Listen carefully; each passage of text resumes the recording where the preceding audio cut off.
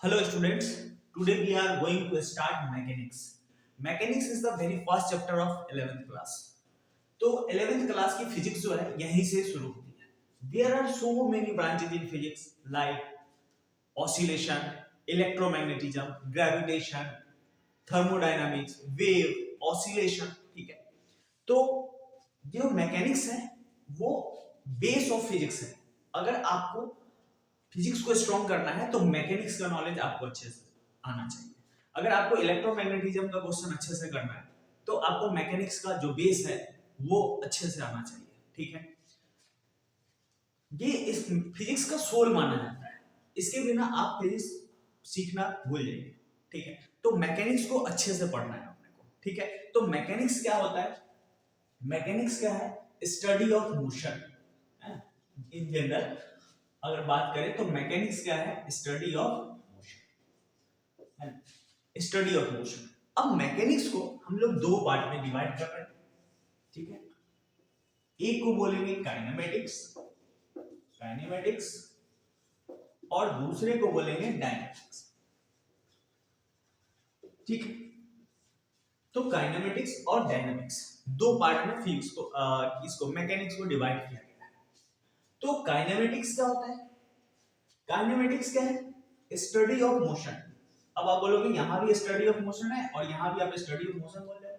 तो यहां पे कंप्लीट स्टडी ऑफ मोशन है ना. और यहां पे जो स्टडी ऑफ मोशन है जो काइनेमेटिक्स में वो उसकी कॉज ऑफ मोशन को हम कंसीडर नहीं करेंगे. उसको बारे में बात नहीं करेंगे है ना. काइनेमेटिक्स में क्या करेंगे? कॉज ऑफ मोशन के बारे में बात नहीं करेंगे. Study of motion without knowing the cause of motion है ना. cause of motion का cause क्या है इसके बारे में हम लोग बात नहीं करते. किसमें? काइनेमेटिक्स में. ठीक है. जैसे कोई ऑब्जेक्ट जा रहा है. ठीक है. उसके पास वेलोसिटी है तो इसमें इसके कुछ मोशनल पैरामीटर्स के बारे में हम लोग पढ़ेंगे. जैसे कोई ऑब्जेक्ट है वो स्पीड उसके पास है, कुछ टाइम तक चला तो वो डिस्टेंस कवर करेगा. ठीक है. उसके बाद उसका कुछ एक्सेलरेशन होगा. ये सारी चीज मोशनल पैरामीटर्स के बारे में हम लोग डायनामिक्स में पढ़ेंगे. डायनामिक्स क्या है? डायनामिक्स क्या है? इसमें क्या पढ़ेंगे? डायनामिक्स में जो कॉज ऑफ मोशन है उसके बारे में पढ़ेंगे. ठीक है. डायनामिक्स क्या है? Study of cause of motion. Cause of motion. Cause of motion क्या होता है? Like force. एग्जांपल में फोर्स की बात है. इनर्शिया की बात करें. जब आप लोग न्यूटन्स लॉज ऑफ मोशन नाम का एक चैप्टर आएगा वहां पे हम लोग पढ़ेंगे फोर्स. इनर्शिया क्या है? इनर्शिया क्या है? अपोजिंग टेंडेंसी ऑफ फोर्स कर सकते हो. आगे इसके बारे में और अच्छे से पढ़ना है. फोर्स और इनर्शिया इसके बारे में हम लोग डायनामिक्स में पढ़ेंगे. काइनेमेटिक्स में क्या पढ़ना है? जो मोशन हो रहा है उसका कॉज नहीं पढ़ना है अपने को. अगर कोई ऑब्जेक्ट जा रहा है उसके पास कुछ स्पीड है तो वो डिस्टेंस कवर करेगा, कितना डिस्प्लेसमेंट होगा, उसका वेलोसिटी क्या होगा, एक्सेलरेशन क्या होगा, ये सारी चीज हम लोग काइनेमेटिक्स में पढ़ेंगे. अब काइनेमेटिक्स को भी तीन पार्टों में डिवाइड किया. ठीक है. एक एक करके. 1D मोशन है ना, वन डायमेंशनल मोशन. इसमें क्या होगा? Straight line motion. इसको स्ट्रेट लाइन मोशन. अगर कोई ऑब्जेक्ट जो स्ट्रेट लाइन में जिसका डिग्री ऑफ फ्रीडम 1 हो, मतलब एक ही डायरेक्शन चेंज हो रहा. जैसे मान लो हम आगे की तरफ जाए, एक कोऑर्डिनेट चेंज हो रहा है, एक्स एक्सिस में जा रहा है तो उसका एक ही कोऑर्डिनेट चेंज हो रहा है, एक्स एक्सिस में जा रहा हो या वाई में जा रहा हो, स्ट्रेट लाइन मोशन. ठीक है. 2D motion, two dimensional motion. इसमें दो डायमेंशन दो कोऑर्डिनेट चेंज हो रहा है. जैसे एक्स में भी जा रहा है और वाई में भी जा रहा है. जैसे इसके एग्जांपल में आप बात करेंगे तो लिख सकते हो प्रोजेक्टाइल मोशन. प्रोजेक्टाइल मोशन है ना. एक बॉल को फेंकोगे अगर मान लो ऐसे आगे पड़े यहां से तो इसमें क्या हो रहा है? ये एक्स में भी चेंज हो रहा है और इसके वाई में भी चेंज हो रहा है, मतलब दो कोऑर्डिनेट चेंज हो रहा है. ठीक है. तो प्रोजेक्टाइल मोशन इसको बोलेंगे motion in plane. Motion in a plane. Motion in a plane. ठीक है. प्रोजेक्टाइल मोशन हो गया. दूसरा एग्जांपल लिख सकते हो सर्कुलर मोशन. ठीक है. ये मोशन इन प्लेन की बात है. तीसरा है थ्री डायमेंशनल मोशन. इसमें क्या हो रहा है, इसके एक्स कोऑर्डिनेट भी चेंज हो रहा है, वाई कोऑर्डिनेट भी चेंज हो रहा है और जेड कोऑर्डिनेट भी चेंज हो रहा है। मान लो कि एक मक्खी है, ठीक है, वो ऊपर उड़ रहा है, ऊपर भी जा सकता है और इस साइड भी जा सकता है, एक्स वाई और जेड में भी जा सकता है, जिसके तीनों कोऑर्डिनेट चेंज हो रहा है, एक्स वाई और जेड। तो 3D मोशन की बात करें, motion in space, motion in space, तो ये 3 डायमेंशनल मोशन, 3 डायमेंशनल मोशन, ठीक है। एक ही करके हम लोग स्टडी करेंगे, 1D motion, 2D motion, 3D motion, ये सारी बातें हम लोग करेंगे। तो सबसे पहले अब एक चीज बातें करते हैं कि अगर आपसे बोला जाए कि पटना स्टेशन कितना दूर है, ठीक है, तो पटना स्टेशन कितना दूर है ये पूछने से पहले आप ये हमसे पूछोगे कि कहां से, रेफरेंस पॉइंट कहां है ना। ऐसे हमारा सवाल ही गलत है, पटना स्टेशन कितना दूर है या मुजफ्फरपुर स्टेशन कितना दूर है, तो हमारा सवाल ही गलत है। किसी भी चीज को डिफाइन करने के लिए हमको क्या चाहिए, उसका एक रेफरेंस पॉइंट। अगर ये मार्कर की बात करें, ये मार्कर यहाँ पे कोई स्टूडेंट बैठा है, उसके लिए उसका जो रेफरेंस पॉइंट है, ये डिस्टेंस ये कवर किया। अगर कोई स्टूडेंट बहुत पीछे बैठा है, उसके लिए वो डिस्टेंस क्या होगा, अलग। तो अलग अलग ऑब्जर्वर के लिए इसका जो डिस्टेंस है वो अलग अलग हो जाएगा। तो अपने को डिफाइन करने के लिए, पोजीशन बताने के लिए अपने को सबसे पहले क्या बताना पड़ेगा, रेफरेंस पॉइंट, कहां से देख रहे हो उसको। तो रेफरेंस पॉइंट, ठीक है, सबसे पहले हम लोग जानते हैं क्या होता है, फ्रेम ऑफ रेफरेंस क्या होता है, कहां से चीजों को हम ऑब्जर्व कर रहे हैं वो बात कर रहे हैं। तो हम लोग सबसे पहले जानते हैं फ्रेम ऑफ रेफरेंस क्या होता है। फ्रेम ऑफ रेफरेंस के बारे में जानते हैं, उसके बाद एक एक चीज को देखेंगे, आराम से, घबराना नहीं है, धीरे धीरे सारी चीजों को पढ़ा जाएगा, ठीक है। सबसे पहले हम लोग जानते हैं कि फ्रेम ऑफ रेफरेंस क्या होता है।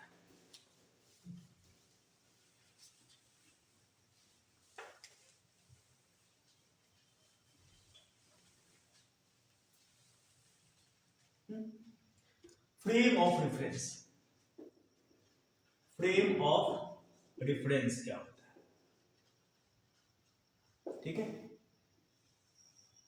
तो जहां से हम किसी चीज का ऑब्जर्वेशन लेंगे जिस प्लेन से, उसको क्या बोलते हैं, फ्रेम ऑफ रेफरेंस, है ना। क्या बोलते हैं, a plane from where we take observation, ठीक है। और frame from where we take observation क्या कहलाएगा, फ्रेम ऑफ रेफरेंस कहलाएगा। और जो ऑब्जर्वेशन लेगा उसको क्या बोलोगे, ऑब्जर्वर।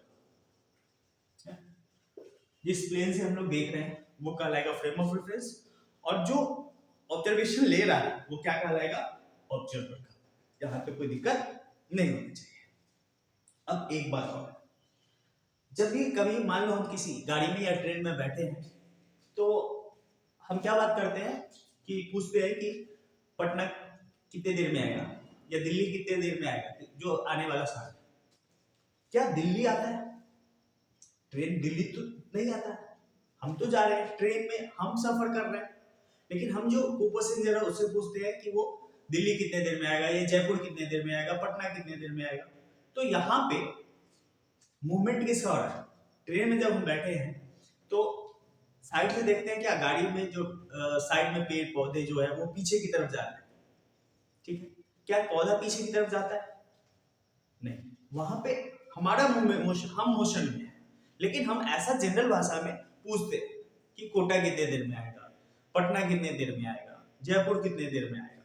तो यहाँ पे जो ऑब्जर्वर होता है वो किस चीज को ऑब्जर्व करता है, वो अगर रेस्ट में है तो रेस्ट में तो है, अगर वो मोशन में भी है तो अपने आप को क्या मानता है, रेस्ट में ही मानता है। अगर ऑब्जर्वर भी है तो अपने आप को क्या मानेगा, रेस्ट में भी मानेगा, है। Observer always assume to be rest, और ऑब्जर्वर जो है वो अपने आप को हमेशा कैसे मानता है, एज्यूम करता है रेस्ट में। अगर वो रेस्ट में है तो रेस्ट में है ही, अगर वो मोशन में भी है तो अपने आप को क्या एज्यूम करता है, रेस्ट में। जैसे हमने अभी बताया कि आप गाड़ी अगर मूव कर रहा है तो उसमें बैठे हो तो अपने आप को क्या मान के चलते हो कि हम कैसे हैं, रेस्ट में। ठीक है, अब फ्रेम ऑफ रेफरेंस के बाद हम लोग पोजीशन की बात करते हैं। ठीक है, पोजीशन की बात करते हैं, है ना। पोजीशन क्या, पोजीशन क्या होता है, किस चीज का पोजीशन की बात करते हैं तो पोजीशन क्या होता है, location of an object with respect to observer, location of object with respect to observer क्या कहलाता है, position. Location of object with respect to observer.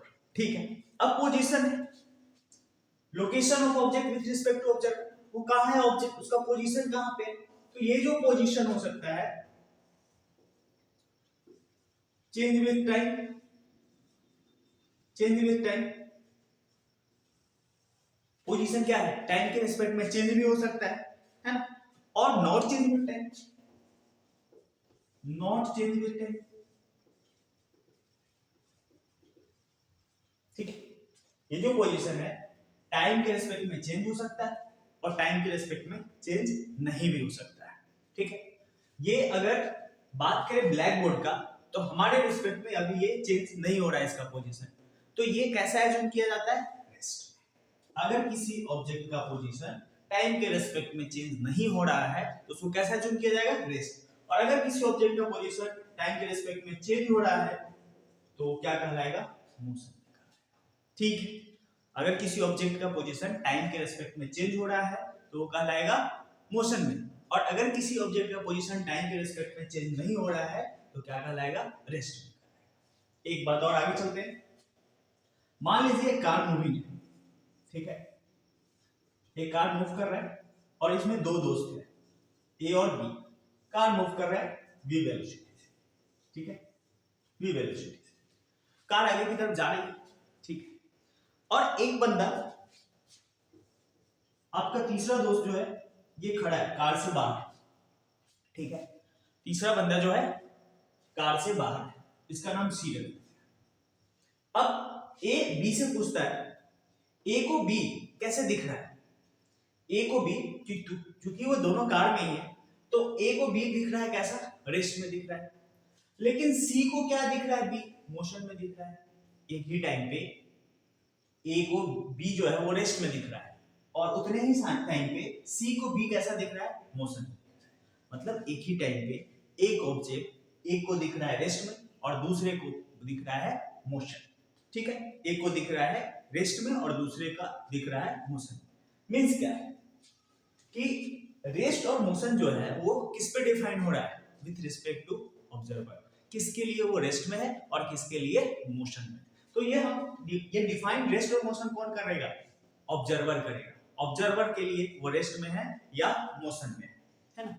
तो इस बात को ए इज एट रेस्ट ऐसा बोल दो, with respect to B, with respect to B.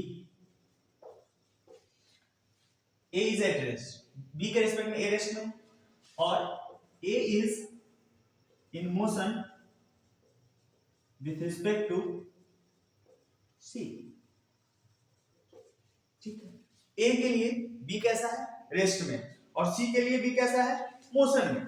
ठीक है, तो रेस्ट और मोशन जो है कैसे टर्म हो जाएंगे, relative term. Rest and motion है रिलेटिव टर्म, है ना, relative to observer. Rest and motion है relative to, rest and motion, rest and motion are relative term, relative term with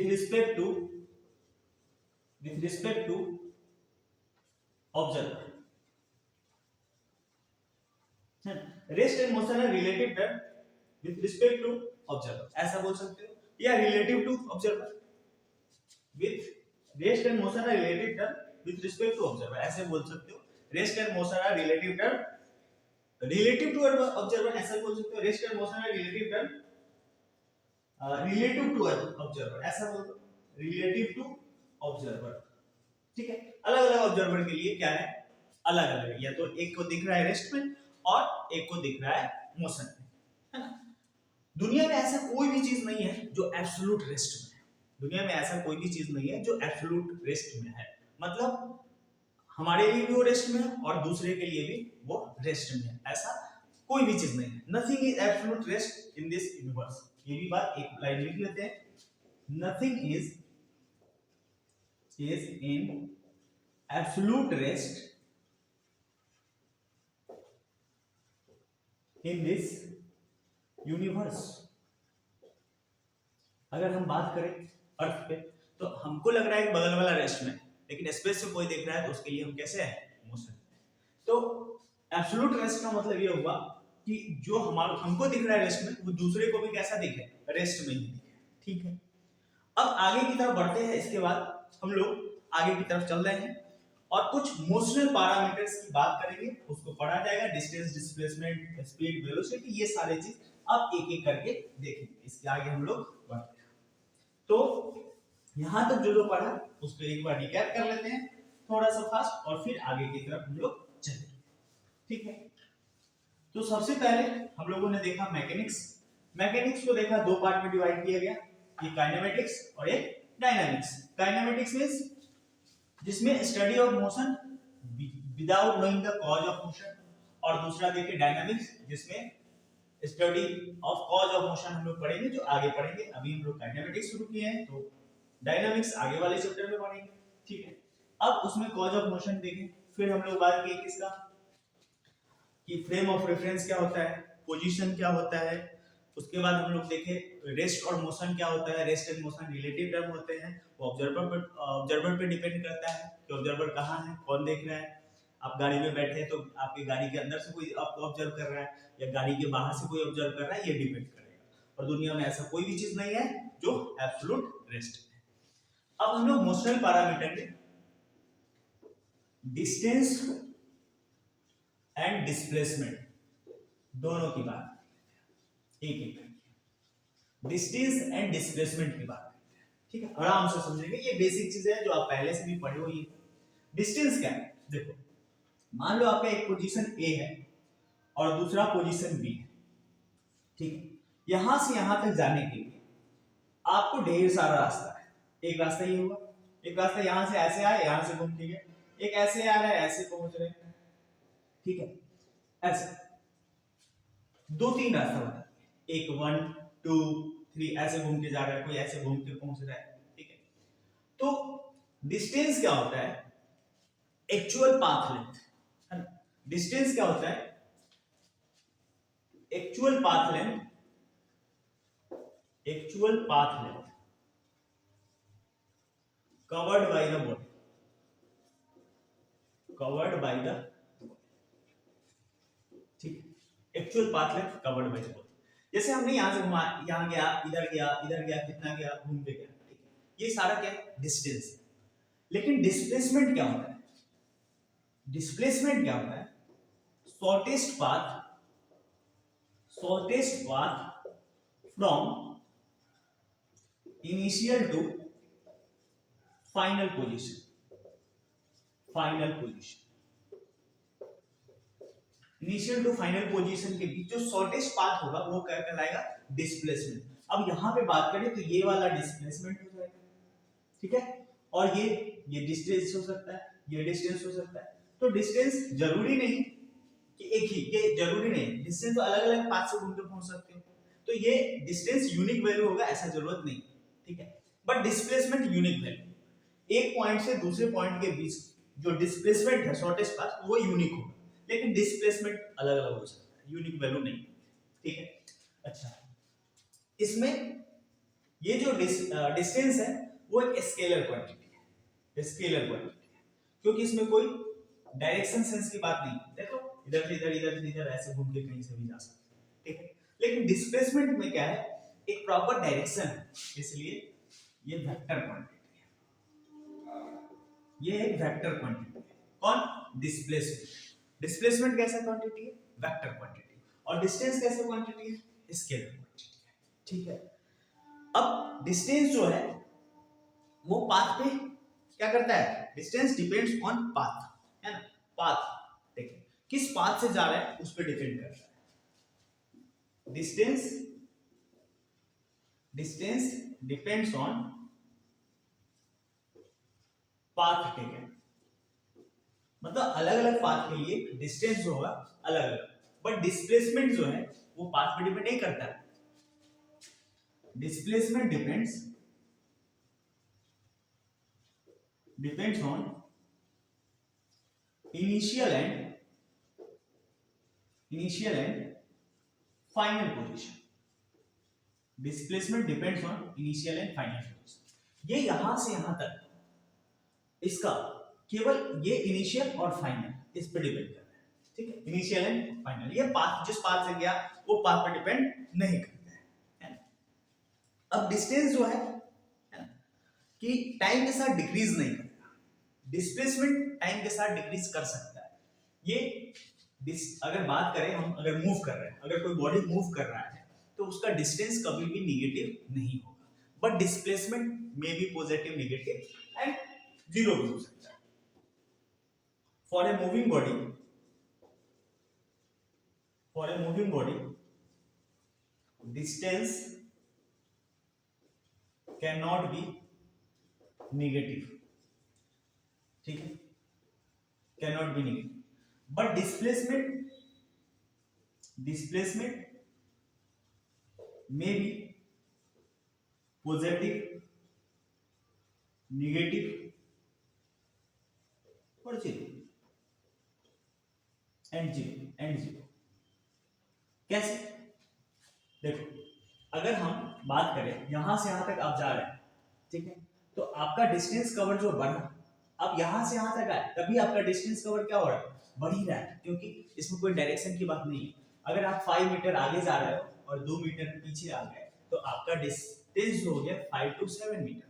लेकिन डिस्प्लेसमेंट क्या होगा, जो फाइनल और इनिशियल पॉइंट है ना, फाइनल और इनिशियल पॉइंट के बीच ये कितने मीटर का, 3 मीटर, ठीक है, 3 मीटर।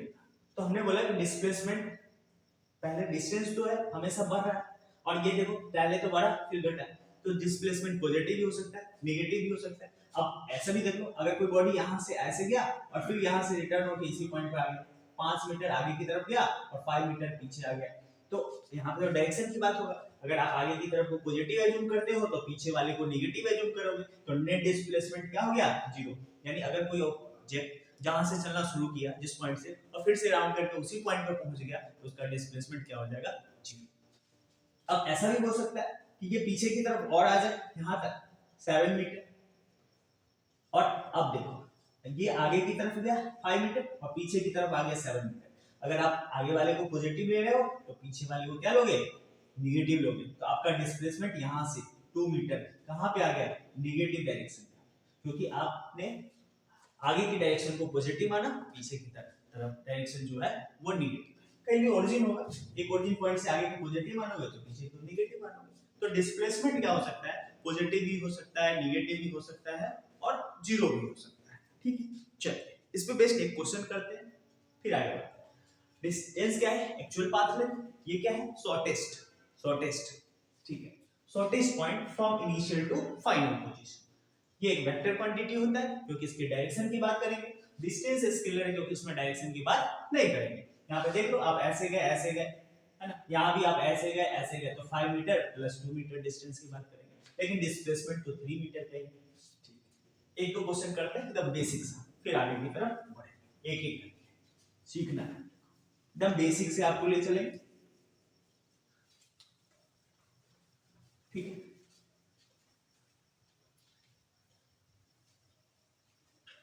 एकदम सिंपल क्वेश्चन से आपको सिखाते हैं। पहला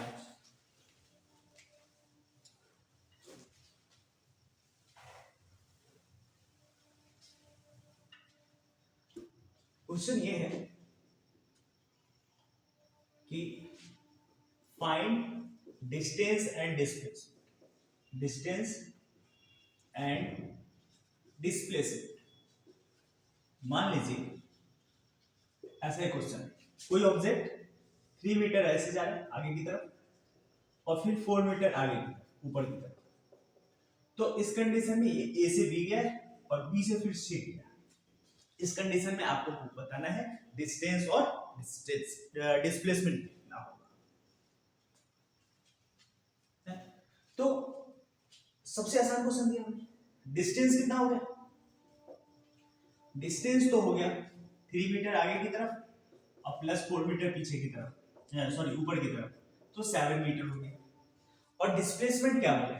डिस्प्लेसमेंट क्या हो गया कि इनिशियल और फाइनल पोजीशन का जो शॉर्टेस्ट पाथ है ये वाला बताना है। तो कितना होगा? ये राइट एंगल ट्रायंगल दिख रहा है, तो यहां से 3 और 4 आप AC निकाल सकते हो। डिस्प्लेसमेंट क्या दिख रहा है यहाँ पे? AC दिख रहा है।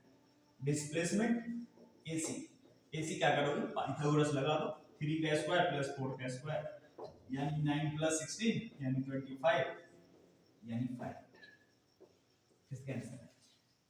तो डिस्टेंस कितना है? 7 मीटर और डिस्प्लेसमेंट क्या है? 5 मीटर। यानी एक बात यहां से पता चला कि डिस्टेंस जो है डिस्प्लेसमेंट से बड़ा भी हो सकता है।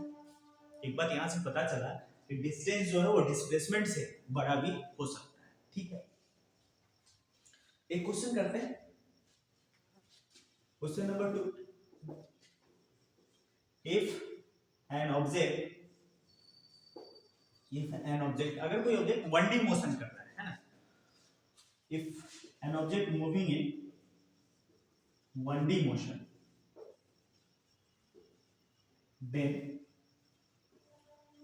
then choose the correct option. चलो, then choose the correct option. चलो, एक MCQ आपसे पूछ ले, करेक्ट ऑप्शन कौन? पहला बोल रहे हैं option number A, distance is greater than displacement. दूसरा ऑप्शन है डिस्टेंस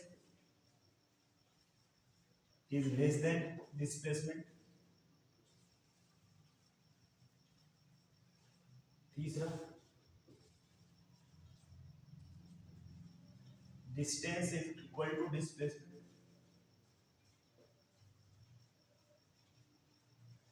और एक ऑप्शन और बना लो, क्या बनाओगे आप लोग बता दो कि डिस्टेंस इक्वल टू डिस्प्लेसमेंट कर दे या डिस्टेंस ग्रेटर देन और इक्वल टू डिस्प्लेसमेंट। 4 ऑप्शन है आपके पास, इसमें से कौन सही है? थोड़ा आप भी बता सकते हो। डिस्टेंस और डिस्प्लेसमेंट में अगर एक ऑब्जेक्ट 1D मोशन में कर रहा है तो कौन सही है? ठीक है, बता दीजिए। ठीक है, इसका आंसर जो होगा डिस्टेंस इज ग्रेटर देन और इक्वल टू डिस्प्लेसमेंट। अगर कोई ऑब्जेक्ट 1D मोशन कर रहा है तो डिस्टेंस जो है डिस्प्लेसमेंट से बड़ा हो सकता है। यानी अगर कोई ऑब्जेक्ट ऐसे मूव कर रहा है, देखो यहां से सीधा A से B तक 5 मीटर, तो अगर किसी ऑब्जेक्ट का डायरेक्शन चेंज नहीं हो रहा है, यहां पे ऑब्जेक्ट सीधा ही जा रहा है, तो इस स्ट्रेट लाइन पे, तो इस कंडीशन में डिस्टेंस और डिस्प्लेसमेंट क्या हो जाएगा? इक्वल हो जाएगा। तो ये ऑप्शन आपका सही है। डिस्टेंस और डिस्प्लेसमेंट इक्वल कब होगा? जब डायरेक्शन चेंज नहीं होगा, डायरेक्शन नॉट चेंज। ठीक है, तब ये सही हो जाएगा। अगर आपसे क्वेश्चन है कि अगर ऑब्जेक्ट का डायरेक्शन, इसमें नहीं बोला, इसमें बोला है कि 1D मोशन कर रहा है, तो अगर 1D मोशन में क्या होगा? डिस्टेंस बड़ा भी हो सकता है या इक्वल भी हो सकता है, लेकिन अगर डायरेक्शन चेंज नहीं करेगा तब डिस्टेंस और डिस्प्लेसमेंट हमेशा इक्वल होगा। और इसमें क्या है? Distance is greater than displacement. ये क्या होगा? अगर डायरेक्शन चेंज हो रहा है, डायरेक्शन चेंज, अभी देखिए इस क्वेश्चन कि डिस्टेंस बड़ा था डिस्प्लेसमेंट, ये वाला पॉसिबल नहीं हो सकता। तो आपका एक क्वेश्चन में 4 क्वेश्चन बनाया, इस क्वेश्चन का आंसर डी आया। बट अगर आपसे पूछे कि इसमें डायरेक्शन चेंज नहीं हो रहा है तब कौन सही हो गया? तो ये, अगर डायरेक्शन चेंज हो रहा है तो ये सही हो जाएगा। ठीक है, और दोनों के लिए मतलब आगे भी जा रहा है, स्ट्रेट लाइन भी डायरेक्शन चेंज भी हो रहा होगा, नहीं भी होगा, तो ये आपका सही आंसर ये होगा। लेकिन एक ही क्वेश्चन में हमने 4 ऑप्शन बताया, ये चारों क्वेश्चन अलग-अलग क्वेश्चन के आंसर हो गए। लेकिन इस क्वेश्चन के आंसर बात करें तो डिस्टेंस इज ग्रेटर देन और equal to displacement. Greater than कब होगा? जब डायरेक्शन चेंज हो रहा होगा, अगर डायरेक्शन चेंज नहीं होगा तो इक्वल टू हो जाएगा। ठीक है, ये क्वेश्चन समझ में आया होगा, आई होप। अब आगे की तरफ बढ़ते हैं। ठीक है, चलिए नेक्स्ट क्वेश्चन, डिस्टेंस और डिस्प्लेसमेंट बेस्ड ढेर सारे क्वेश्चन हम लोग करते हैं इसके बेस्ड। और क्वेश्चन ये सेकंड क्वेश्चन था, थर्ड क्वेश्चन। तो याद रखना है डिस्टेंस और डिस्प्लेसमेंट इक्वल कब होगा, जब ऑब्जेक्ट स्ट्रेट लाइन में मूव करेगा। अगर ऑब्जेक्ट स्ट्रेट लाइन में मूव करता है उस कंडीशन में डिस्टेंस और डिस्प्लेसमेंट इक्वल होगा, मतलब ऑब्जेक्ट का डायरेक्शन चेंज नहीं होना चाहिए। अगर डायरेक्शन चेंज हो गया तो डिस्टेंस बड़ा हो सकता है डिस्प्लेसमेंट से, लेकिन डिस्प्लेसमेंट कभी भी डिस्टेंस से बड़ा नहीं होगा। ठीक है, आगे कुछ और बातें करेंगे, एक एक कर सिंपल क्वेश्चन पहले सीखते हैं, फिर आगे थोड़ा अच्छा क्वेश्चन भी करेंगे। ठीक है, अच्छा क्वेश्चन नंबर 3 है, मान लीजिए एक स्क्वायर, ठीक है, और एबीसीडी एक स्क्वायर है। एक ऑब्जेक्ट, ये 4 मीटर का साइड है, एक ऑब्जेक्ट जा रहा है ए टू सी, ऑब्जेक्ट लिया A to C, find distance and displacement, distance and displacement if object moves from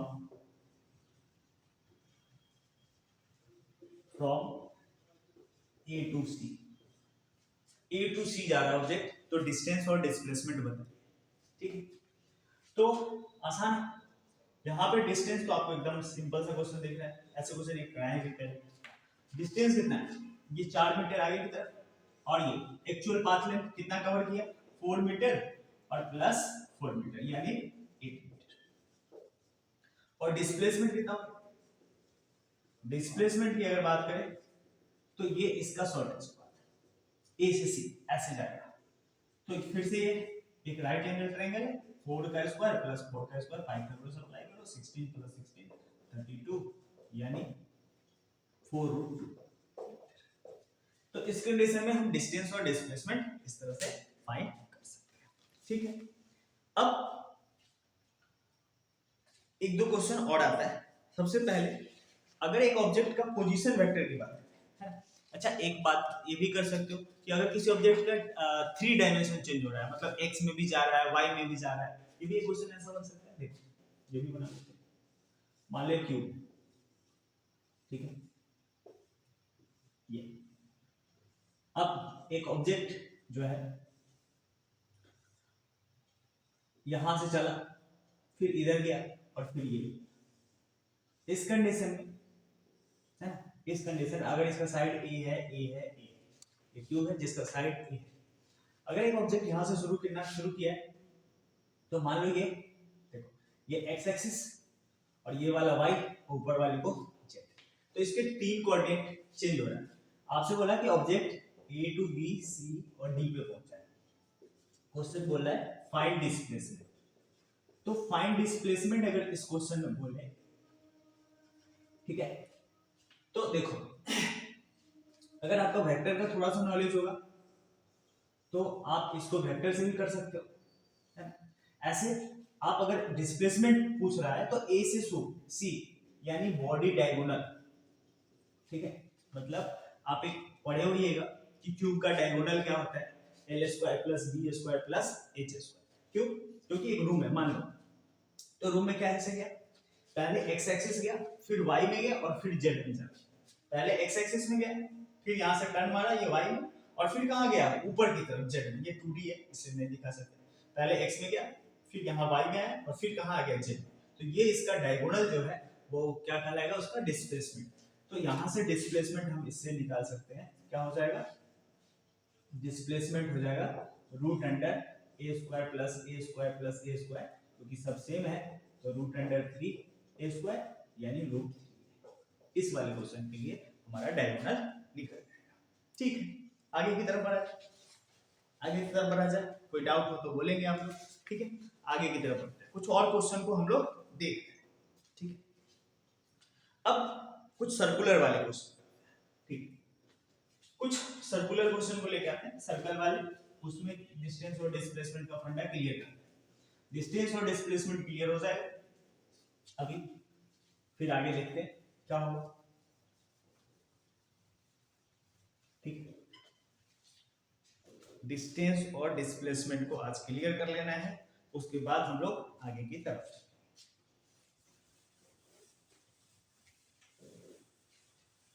ठीक है, मान लीजिए क्वेश्चन नंबर ये आई होप 4 नंबर या 5 नंबर होगा जो भी। ठीक है, तो अगर कोई पार्टिकल ऐसे एक सर्कुलर पार्टिकल जिसका रेडियस पता है r, ठीक है, और एक पार्टिकल मान लो a से मूव करके b तक गया है, a से मूव करके b तक गया है ऐसे। ठीक है, तो find distance and displacement, distance and displacement.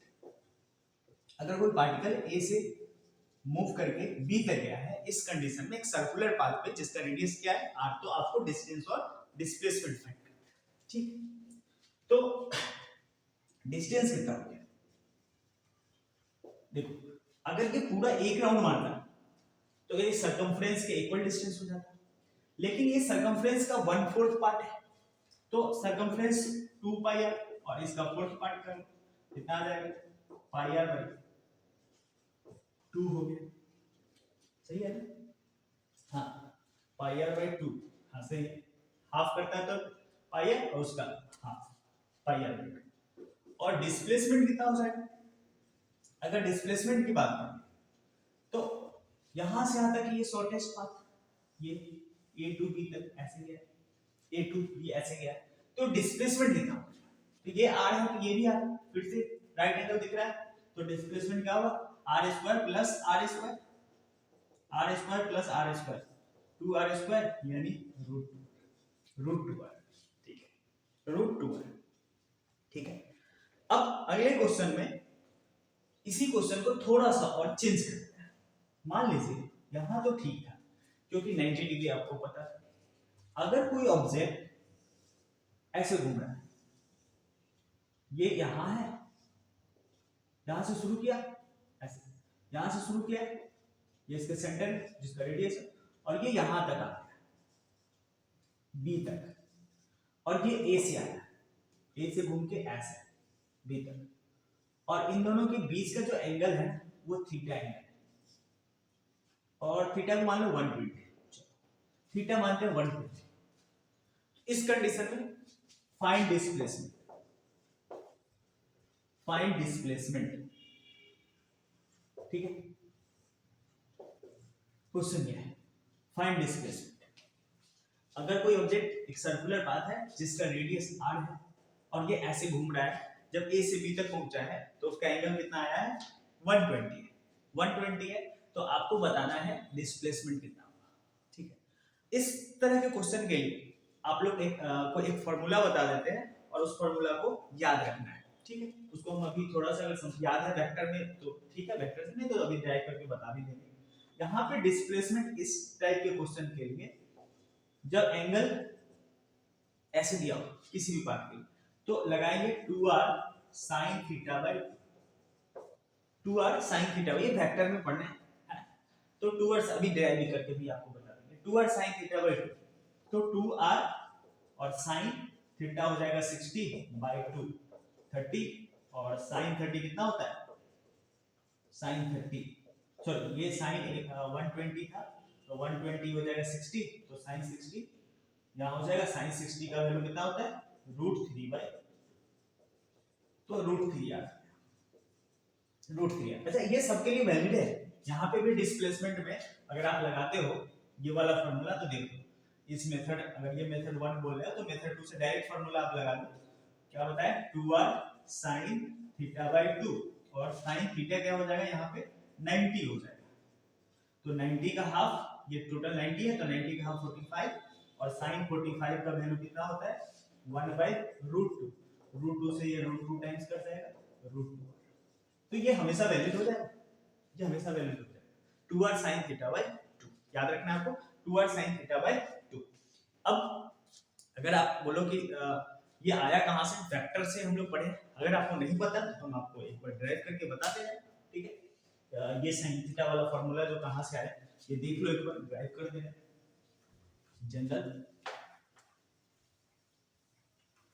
General method से है। हालांकि ये वेक्टर में पढ़ना है, अगर आप नहीं पढ़े तो देख लो एक बार, क्योंकि ये डायरेक्ट यूज कर रहे हैं तो ये पता होना आपको पहले से चाहिए। एक बार थोड़ा सा ड्राइव कर देते हैं।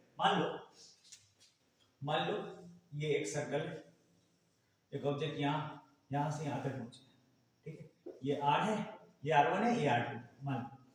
हालांकि ये r1 r2 तो इक्वल ही है, तो r1 r2 को r ही बोलो, ये एक सर्कल है, ये r है। एक ऑब्जेक्ट यहाँ से यहाँ तक पहुंचेगा और बीच का एंगल कितना है, थीटा है। तो इसको मिला लो, पहले के हेड से दूसरे के हेड को, पहले के यहाँ से इसको मिला के ये हमारा डिस्प्लेसमेंट दे रहा है d, ठीक है। तो आप लोगों ने ट्रायंगलों में पढ़ा होगा, यहाँ से ये, अच्छा मान लो अभी समझने के लिए r1 r2 लिखा है, तो r1 प्लस, देखो ये इसका हेड और यहाँ से ये वाला, ठीक है, ये सेम ऑर्डर में ऐसे लिया, ऐसे r1 plus d equal to r2, तो d इक्वल टू क्या हो गया, d इक्वल टू हो गया r2 माइनस d, क्या है r2 माइनस r1। अब हम लोग ये वेक्टर लगा रहे हैं, ये वेक्टर क्योंकि वेक्टर से ही पता चल रहा है, तो d equal to r2 minus r1। अब हम लोग रिजल्टेंट निकालने का फॉर्मूला वेक्टर में पढ़े थे, अगर आपको याद होगा, डिस्प्लेसमेंट ये जो d है क्या निकाला, root under r1 square r2 square plus यहाँ पे माइनस है तो 2r1 r2 cos थीटा। आप लोग वेक्टर में रिजल्टेंट निकालने का फॉर्मूला पढ़े होइएगा, जैसे a square b square plus 2ab cos theta. अगर प्लस रहता है तो प्लस वाली वैल्यू, माइनस रहेगा तो यहाँ पे माइनस, तो यहाँ पे माइनस पूछा, इसका रिजल्टेंट निकालना, इसका मैग्नीट्यूड ये तो d आ गया, इसका मैग्नीट्यूड की बात करें तो ये, अब हमारे पास g जो है r तो सेम ही है, इस क्वेश्चन में r1 r2 जो है वो r के इक्वल है, पहले ये समझने के लिए हमने बनाया, इसलिए यहाँ तो सेम ही है, तो r square plus r square minus 2 r cos theta, ठीक है। अब ये हो जाएगा 2r square minus 2r square cos theta, यहां से आप 2r स्क्वायर को कॉमन ले लो, 1 माइनस cos थीटा, ठीक है, 2r minus 1 minus cos theta.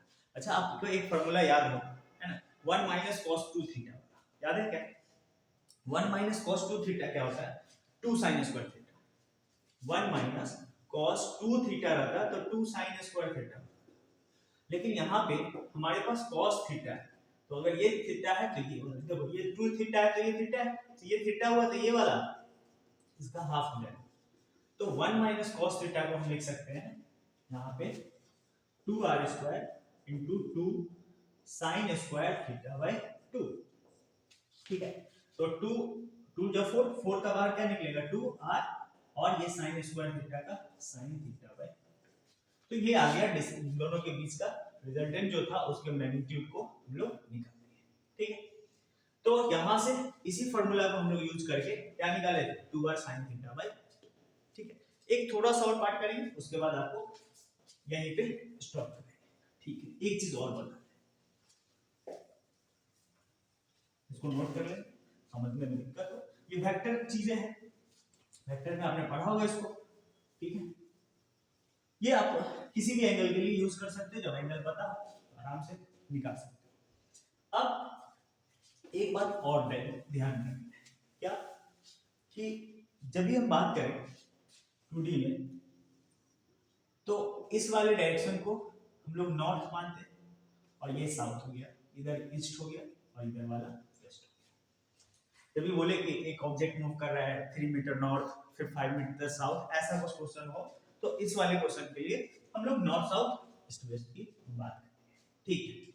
एक क्वेश्चन जेई में था शायद, क्या कि एक ऑब्जेक्ट जो है वो 3 मीटर नॉर्थ जा रहा है और दिन जा रहा है 4 मीटर ईस्ट की तरफ। एक ऑब्जेक्ट 3 मीटर नॉर्थ में जा रहा है और 4 मीटर ईस्ट में जा रहा है, और उसके बाद 4√2 मीटर साउथ वेस्ट जा रहा है, 4√2 मीटर साउथ वेस्ट जा रहा है, इधर की तरफ ईस्ट है और इधर नॉर्थ है। एक ऑब्जेक्ट जो है वो 3 मीटर नॉर्थ में जा रहा है, 4 मीटर साउथ में जा रहा है, और 4√2 मीटर जो है वो कहाँ जा रहा है, साउथ वेस्ट में जा रहा है। आपको इसका क्या निकालना है, डिस्प्लेसमेंट फाइंड करना है, ठीक है। फाइंड द डिस्प्लेसमेंट, निकालिए, फाइंड द डिस्प्लेसमेंट। क्वेश्चन समझ में आया?